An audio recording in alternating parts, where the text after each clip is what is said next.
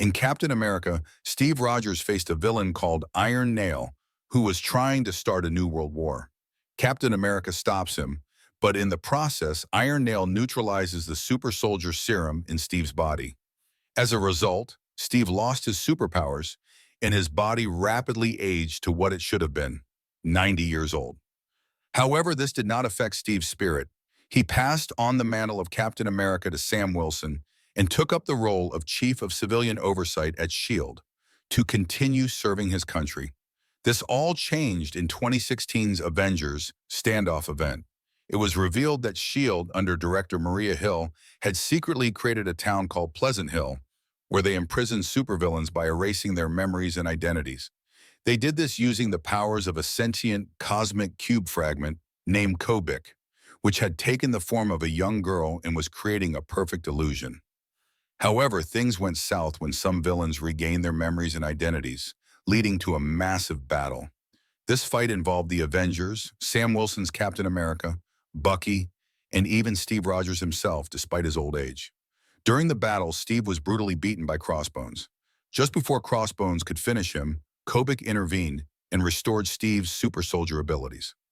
Suddenly, Steve Rogers was back in his prime and took down Crossbones with ease. But then something shocking happened. The restored Steve Rogers claimed that he had always been a Hydra sleeper agent, manipulating events to fulfill his plan to take over America. He successfully executed his plan and declared himself the supreme leader of a new Hydra-controlled nation. The truth behind this transformation was that Kobik had been influenced by the Red Skull. Red Skull had convinced Kobik that Hydra was a noble organization working for the greater good. If you liked the video so far, make sure to press the like button and comment below Hell Hydra. Now let us get back to the video. When Kobik restored Steve Rogers, she unknowingly replaced him with an alternate version of himself from Earth 6131, a version of Steve who had been loyal to Hydra since childhood. In this altered history, Baron Zemo was his friend, and his entire reality was crafted by Kobik, who believed she was doing the right thing. Later, Bucky convinced Kobik that Hydra was actually evil, and realizing her mistake, she panicked. Before she could fix things, a laser blast from Fixer shattered her into cosmic cube fragments. Dr. Eric Selvig hid one of these fragments to preserve Kobik's sentience, which he saw as a daughter. Meanwhile, Hydra Steve had taken full control of America, while the real Steve Rogers was trapped inside Kobik's mindscape. Eventually, the real Steve Rogers was freed by Bucky and Ant-Man, and Kobik restored history to its rightful state. This led to a final battle between the two Steves. As they fought, they saw Thor's hammer lying nearby.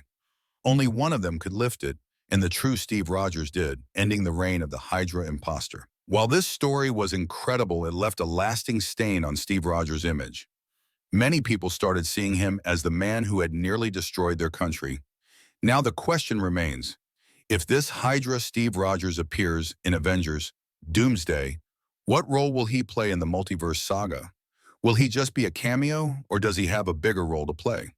Some fans believe that the Avengers are already aware of the multiversal crisis and that an older Steve Rogers is secretly leading a team to get to the root of this issue. Interestingly, in the MCU, Steve Rogers has already said Hail Hydra.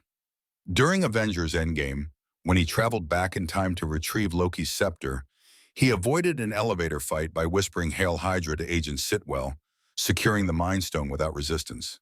Could this moment have somehow led to the creation of Hydra Steve Rogers in an alternate timeline? That would be an interesting twist.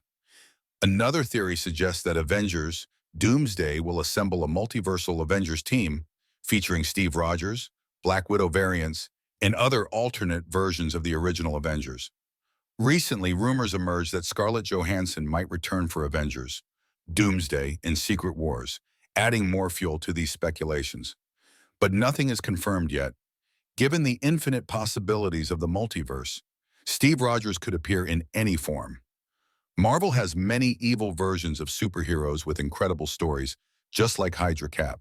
One of my favorites is Maestro, the evil Hulk, and Superior Iron Man, who was so twisted that he cured Daredevil's blindness just to control him. Imagine how dangerous that was. What do you think about the story of evil Captain America? Do you want to see Hydra Steve Rogers in Avengers Doomsday? What are your theories about Chris Evans' return? Let us know in the comments. Don't forget to like this video and subscribe to the channel for more amazing content. Thank you, guys.